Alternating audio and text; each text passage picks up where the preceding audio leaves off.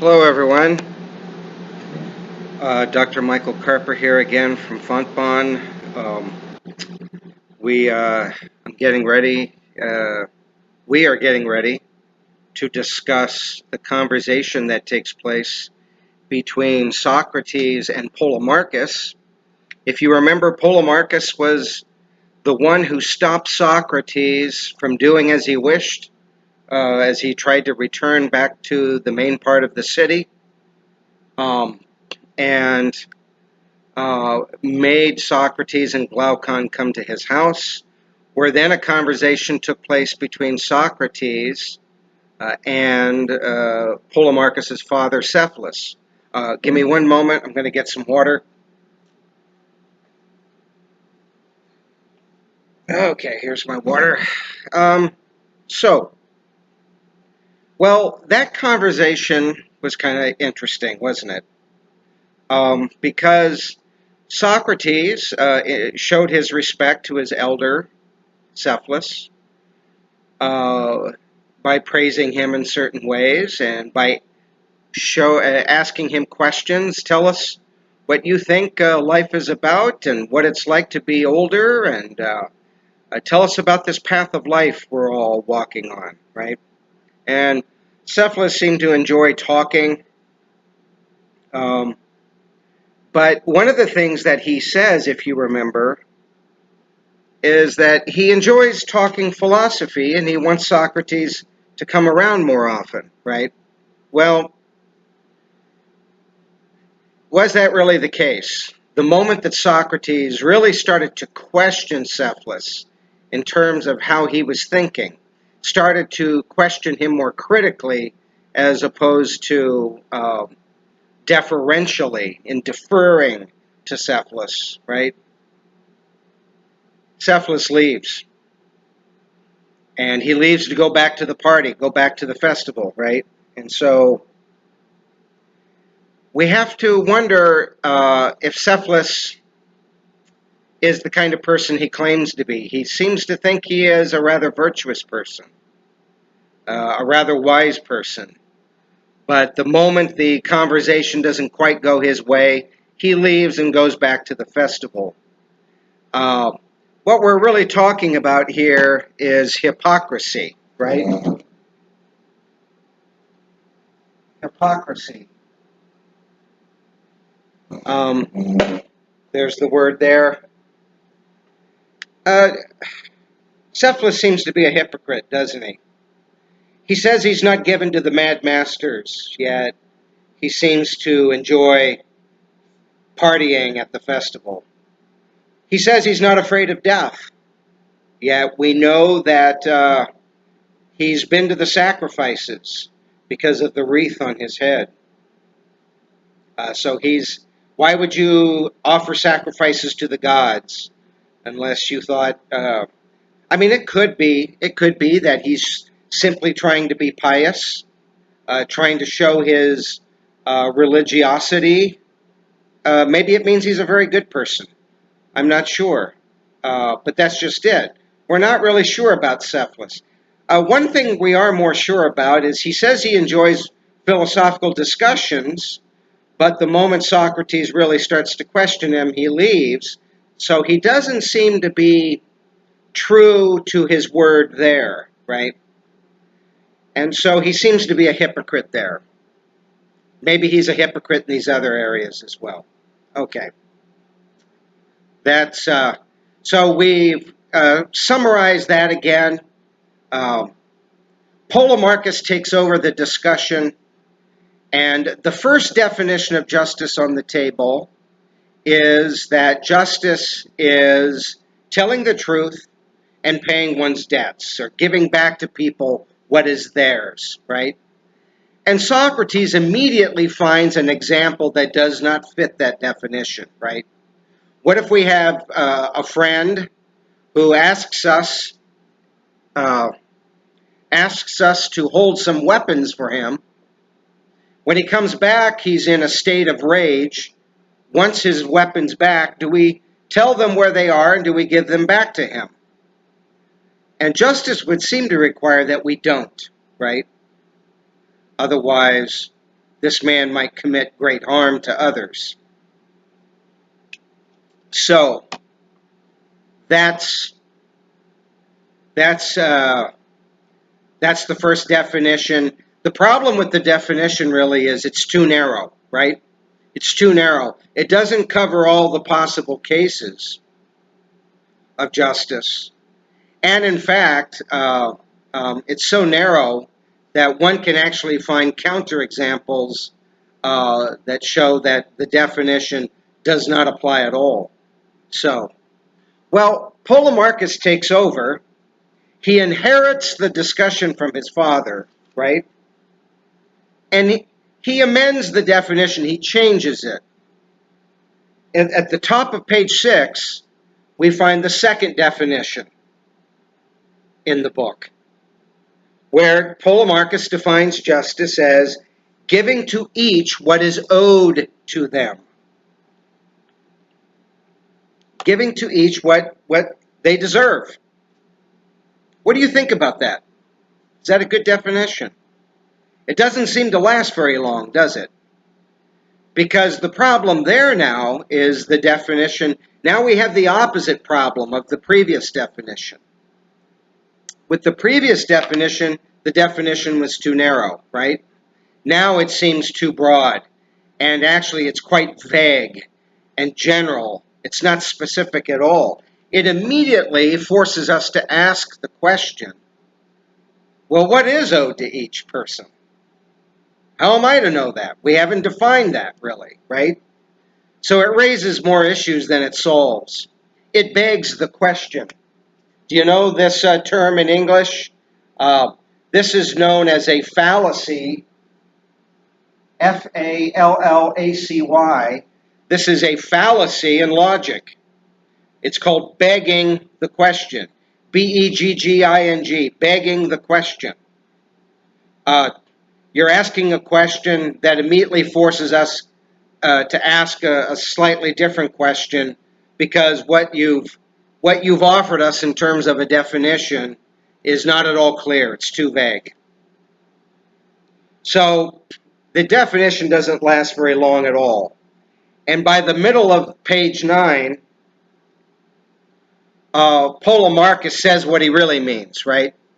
And now we finally get a definition that lasts for a little while, right?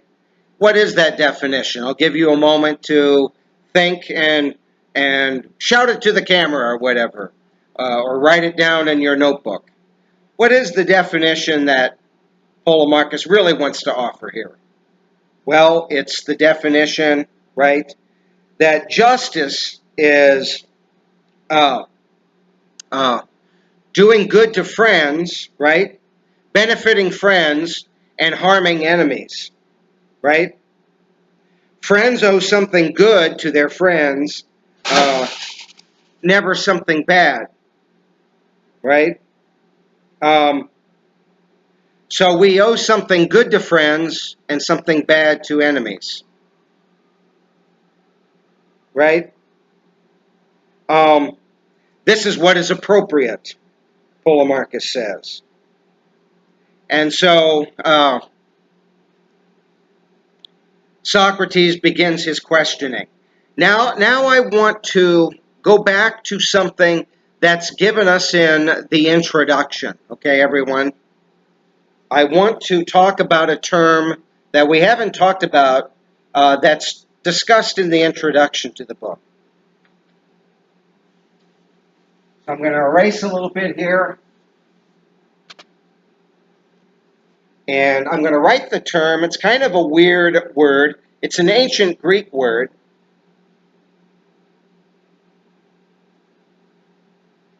It's the term elenchus. Elenchus. Elenchus. Elenchus. If you remember from the introduction, there's a discussion about the elenchus. This is a method that Socrates kind of developed, and you can see it at work here, where Socrates gets someone he's talking with, and a term there that you'll probably hear me use from time to time, I use the term interlocutor. Interlocutor. An interlocutor, it's a fancy word for someone you're talking with. Locute is a word meaning to talk or to communicate. Inter means between, right? Between persons. Interlocutor. So the elenchus is a method where Socrates engages his interlocutor in a particular way. Well, how does he do it? He gets them to commit to a definition of something, in this case, justice, and then through a question and answer method, shows them that other things they believe are in contradiction or in conflict with that original response or answer or definition. Does that make some sense? He's trying to show people, this was Socrates' genius, he wants to show people that they hold inconsistent beliefs. And of course, we don't want to do that. We want our beliefs to be consistent with one another, correct? We don't want them to be inconsistent and conflict and contradict. That's not good. It's not good to contradict oneself. It's good to be consistent logically with oneself, correct? Well, that's what Socrates does here with Polemarchus, doesn't he? He starts questioning him and getting other responses from Polemarchus on related questions to show that maybe this definition that justice is benefiting friends and harming enemies is not such a good definition, okay? Even though, let's say this too at the outset, benefiting friends and harming enemies, that's probably how most of us, right, think about justice. We think about justice that way. That's how we tend to live our lives on a daily basis. We like our friends, right? And we want to do good to them. People we don't like so much or that we see as a threat or as an enemy in some way, we're not going to do good to them. We're going to find ways perhaps to harm them or put them at some sort of disadvantage, correct? That's how most of us think about justice most of the time. I think that's why Plato has Polemarchus say this here. It's good that we tackle this definition early on. Okay. Well, how does Socrates question Polemarchus here? He starts talking about craft knowledge, doesn't he? Starts talking about craft knowledge. The word craft in the ancient Greek is techne. Techne, where the E is a long E. It's actually a long A sound. Techne. And as you can tell, since you know English, this is where we get words like technical, technique, and technology from, okay? Craft knowledge is techne. And Socrates starts talking about crafts, doesn't he? Like medicine, cooking, shipbuilding, things of that sort, right? And so, he asks at the bottom of page 6,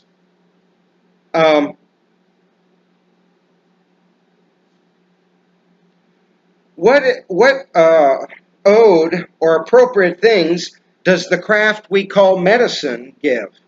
And to which things, right? Well, we all know the answer to that. It's to, right? Medicine tries to diagnose disease and treat it and cure it with drugs, surgery, other kinds of substances and procedures, right?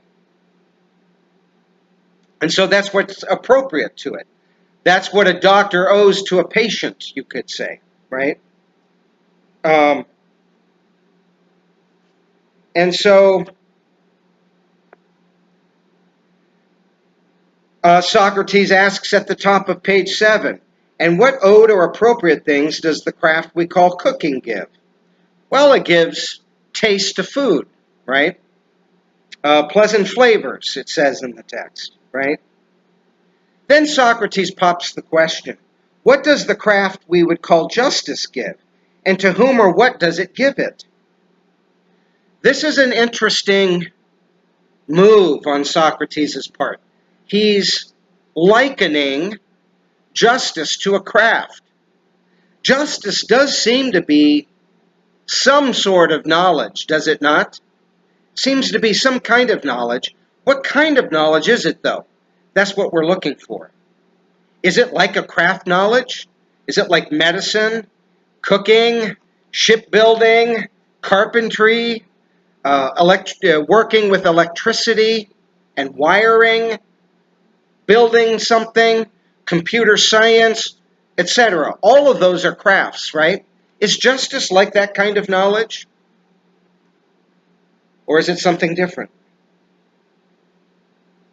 Well, this is where Polemarchus now says justice is the craft of benefiting friends and harming enemies, right? We want to treat our friends well and our enemies badly.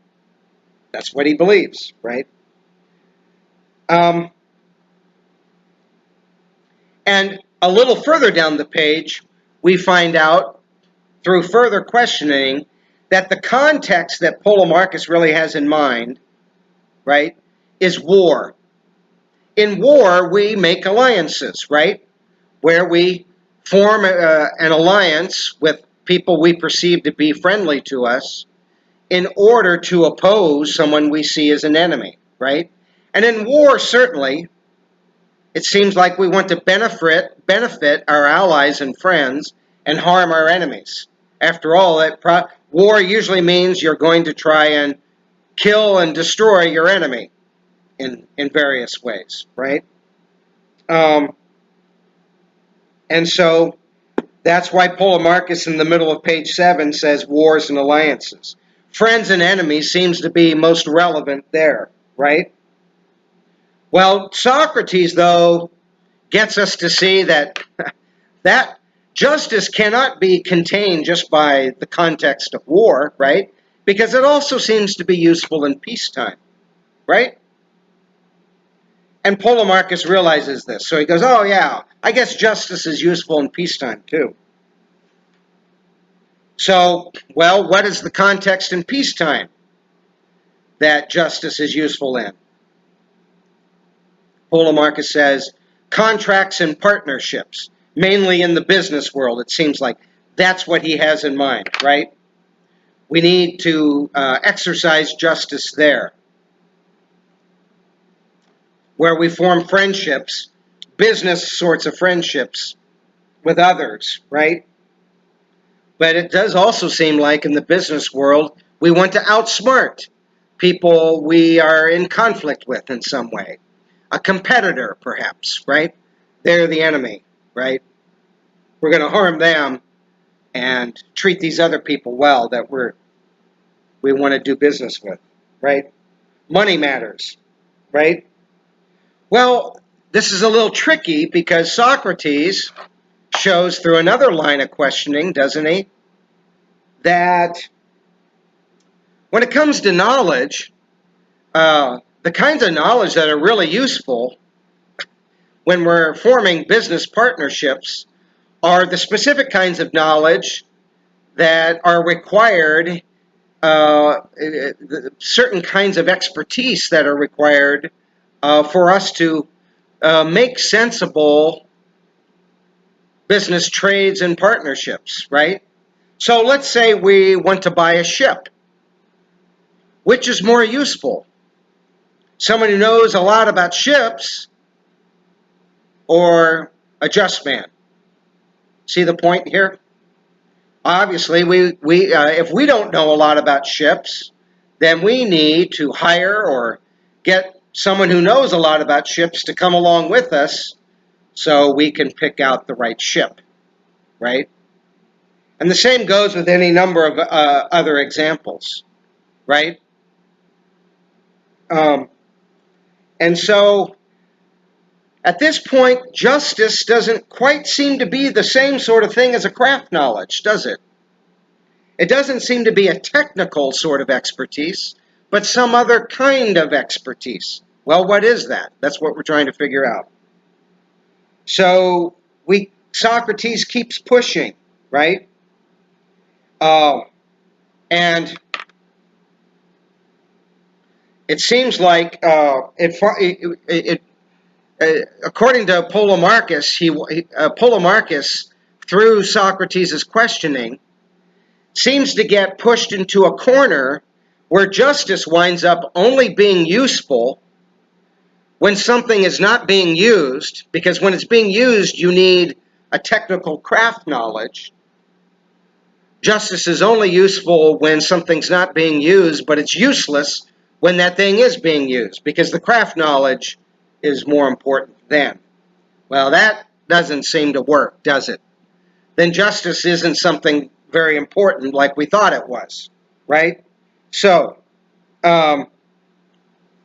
we also find out on page 9 that justice winds up to, it also seems like justice is the kind of knowledge that is a good guardian.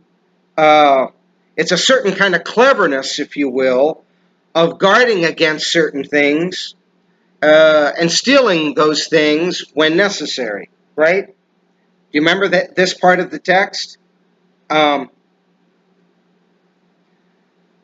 He uses the example of a boxer, right? Boxing involves a certain kind of knowledge. Again, it seems to be a kind of techne. It's a sport techne, right? The person who is cleverest at landing a blow is also good at guarding against a blow, right? Someone who is clever at guarding against disease, like a doctor, someone who has medical knowledge, right? Oddly enough, though, a doctor is someone who can also produce disease if they wanted to in someone else, right? And every so often one reads in the paper a doctor who got caught harming someone, poisoning someone, trying to kill someone, or actually killing them, right? I know I've read those stories before. So this is a strange situation here. Knowledge can be used to harm someone as well as to help them, right? And I'm going to jot down a quick note here. Give me one moment.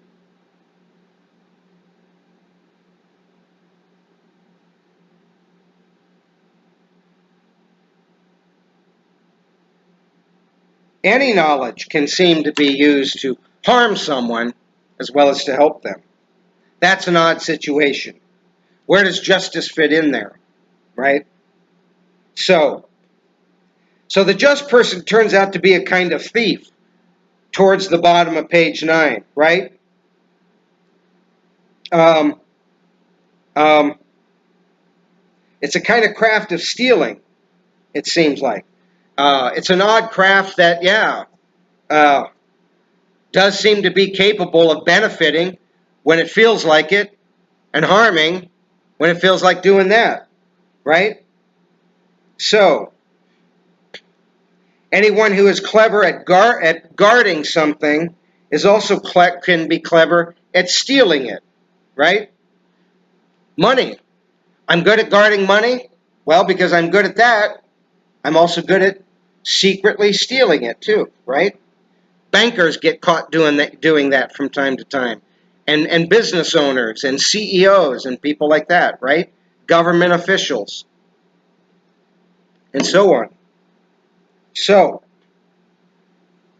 well, there's another problem with this definition that justice is benefiting friends and harming enemies, right? What is that?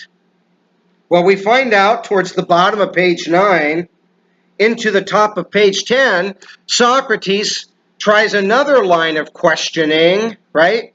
Where he asks the question, don't we make mistakes about who our real friends are, at least some of the time? Well, Polemarchus has to answer yes. Maybe you've made that mistake. Have you? I know I have. Where I thought someone was my friend when in fact they were my enemy, right? So benefiting them would be benefiting my enemy instead of my friend. See the problem? On the other hand, someone who was in truth my friend, but I saw them as an enemy and I tried to harm them, here I am harming my friend. Right? And so this violates the definition. See the problem here? It violates the definition. So, by the middle of page 10, Polemarchus sees, yeah, my definition doesn't seem to be working, right? My definition just doesn't seem to be working. My account seems to be bad. So now we have to add this, right? Justice is benefiting someone who is both believed to be good and in fact is good, and to harm enemies who are both believed to be an enemy and are in fact are both believed to be bad and are in fact bad. This brings in one of the oldest problems and distinctions in the history of philosophy. I'm sure you're aware of it as young adults, aren't you? What is that? I'm going to write something else on the board here.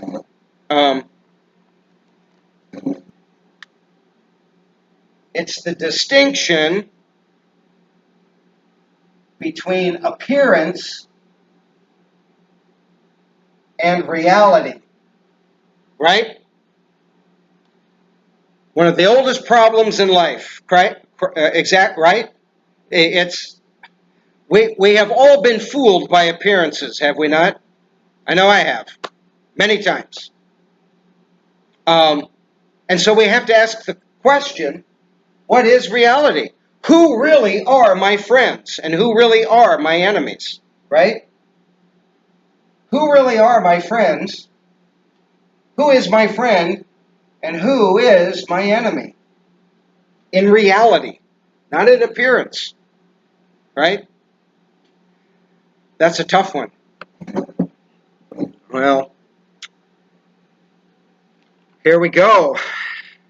Now the discussion really gets going at this point, I think, once we make this distinction. Because at the top of page 11, Socrates asks another really fundamental and important question, right? Just a few lines from the top of page 11. Should a just man really harm anyone whatsoever? Because once again, right, up until now, where are we at in the discussion? A good person will be a friend and a bad one an enemy, right? So to treat friends well and enemies badly, we've got to again say, we will treat our friends well provided he is good, and we will harm our enemies provided he is bad. Polemarchus, of course, goes along with this. But now Socrates pops this really important question. Should a just man really harm anyone, even enemies? Why is that? Well, since you've done the reading, I'm sure, what do we find out? When things are harmed, whatever they are not improved by that harm, are they? When horses are harmed, do they become better or worse? Socrates asks. They become worse, right? And so on with any number of other things. When dogs are harmed, do they become better or worse? They become worse, right? What about human beings then? Are human beings suddenly improved by harm? Or do they become worse as a result of the harm? They become worse, right?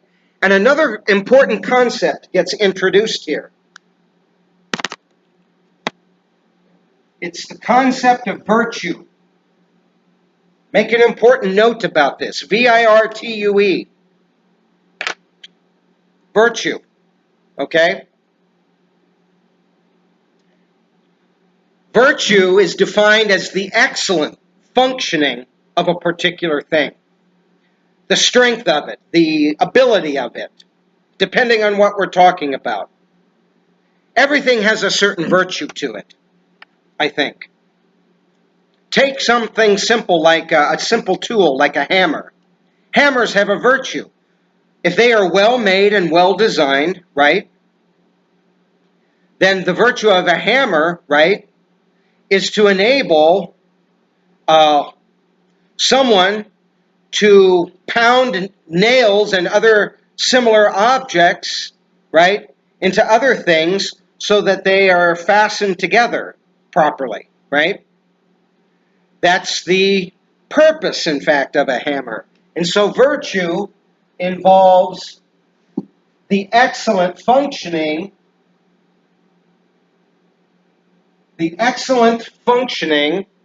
of a thing to fulfill a particular purpose. That's the full definition. So please write that down, okay? It's the excellent function of something. I'm going to be abbreviating now in order to fulfill the particular purpose of it, okay? P-U-R-P-O-S-E. I know my writing's not very good. I'm kind of still it's hard to write when you're sitting down. Well, I hope that makes some sense, because now it seems like it makes no sense to say that justice harms enemies, right? If harm detracts from, right? If harm takes away the virtue of something, if it makes that thing worse. To harm a hammer, I know it's just an ordinary object, it's not a living thing, but if you harm a hammer, now it's less of a hammer. It can't function as a hammer, right? A broken hammer is no good. Likewise, a broken horse is no good, a broken dog is no good, a broken human being seems to be no good. This definition doesn't seem to be working, does it? Even though it seems to make a lot of sense at first appearance, right? But now we're trying to get to the reality of matters and move away from appearance. And justice does not seem to be benefiting friends and harming enemies. We make an enemy worse, right, by harming them. We make them more unjust, not more just. And justice would seem to be about making things more just, not less.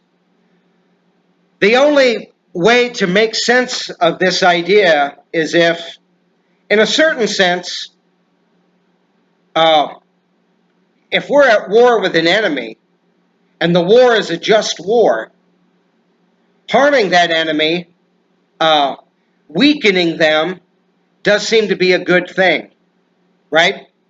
We got to admit that. But there are obviously many problems still with that.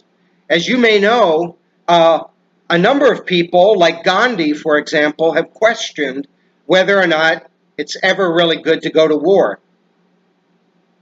And maybe Gandhi has Socrates in mind here when he says that. But we're going to have to come back to that at a later time, because we're not into the text far enough to answer this deep question about whether or not it is ever just to go to war. But Socrates, right now at least, does seem to be making the case that people who have been harmed are bound to become more unjust. He says that in the middle of page 11, right? And so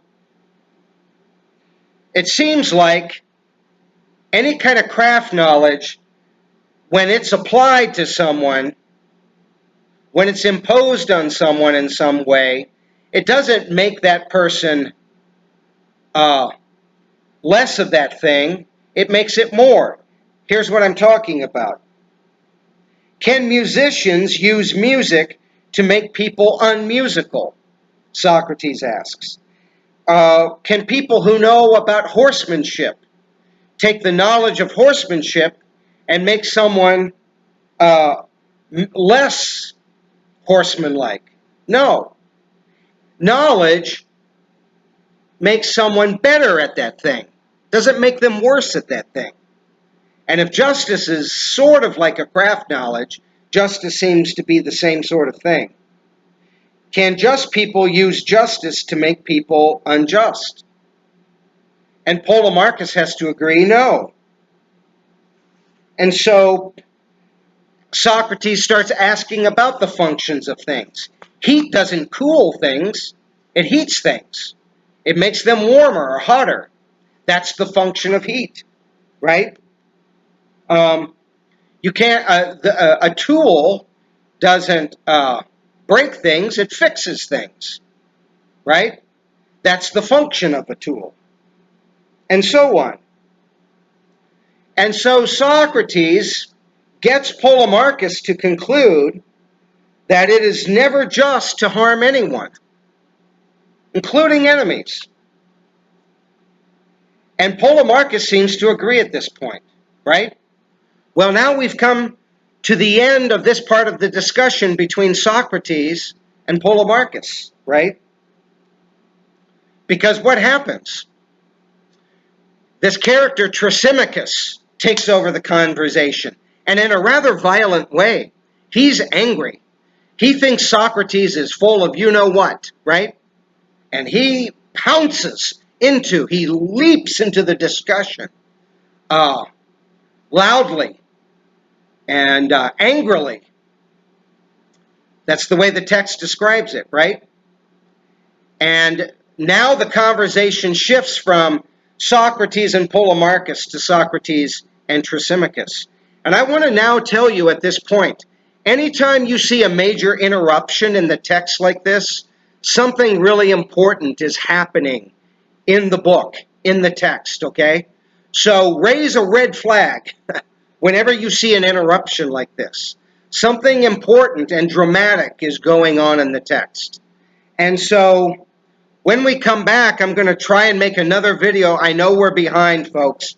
And I want to address this. I'm just letting you know I have had a lot of technical difficulties, but I figured out now how to post these videos. I hope this one now really helped you. I think this one is a really good video that gets us into the heart of the matter now. And I know we're behind. We will get caught up. But I do have a full-time job that I work during the day. And sometimes the campus, since we're in summer, is not always open. I have to come to campus so that I can get on the internet and make one of these videos and post it. I do not have internet at home. It's not available in the apartment where I live. So I have to travel somewhere to make a video. So we will get caught up. So here's what I want you to do for your next assignment. So we can start to engage you in your writing as well now. I'm going to give you an assignment here on the video, okay? I think we've got enough material now for you to write a response paper. Can you do this? And I'll go ahead and post it in writing as well on Canvas. But I want you to write a 2-page response paper and ask the following question. Why do you think so many people define justice as benefiting friends and harming enemies? Why is that such a common understanding of justice? And what do you see as wrong with that definition? Or do you think that definition still works? Do you think Socrates is right to question the definition the way he does here? Okay? So just write a response paper. What are your thoughts about this definition of justice as benefiting friends and harming enemies? Okay? Um, and that way we will get some writing in, okay, and get you going in that. Um, I'll probably do 2 videos on Thrasymachus. The conversation is longer there and it's more complex, right? I hope this video here today really helps though, and I hope these videos in general are helping. Um, Continue to just reread as much as you can, and go ahead and start reading book 2 as well, so you can start getting that under your belt. Okay, and so, but I'm going to try and get another video here very shortly, maybe even today, on Thrasymachus. Okay, but here's where we're at. I'm going to go ahead now and end this video. Start writing that paper, and you can just send it to me. I guess the proper way, again, I have never taught a course where I don't see the students. So this is a bit different for me. But just send me the paper via email, okay? Um, and then I'll get it back to you. I guess for a due date, how about you get it to me, since this is Friday already? It's only 2 pages. Can you get the paper to me by Monday? Um, yeah, just sometime Monday. We'll just go with that. Okay? Does that sound good? All right. Thank you very much for your attention, and until next time, uh, I hope you are enjoying thinking about Plato's Republic and the question, what is justice? All right. Thank you. Bye.